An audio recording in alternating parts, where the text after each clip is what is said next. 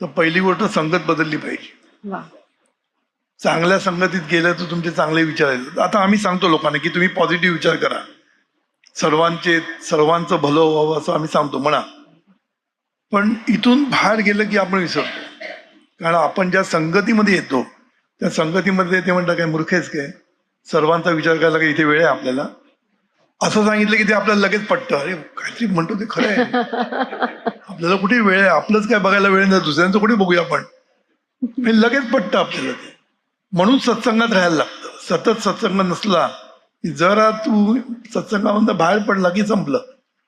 म्हणून संगतीचं महत्व सद्गुरूंनी खूप सांगितलेलं आहे. संगतीमुळेच सगळ्या गोष्टी होत असतात. म्हणून सद्गुरू म्हणतात संगतीपासून गती मिळते.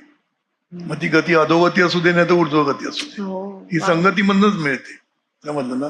त्यामुळे चांगल्या सवयी लावायच्या असतील तर एक म्हणजे चांगली संगत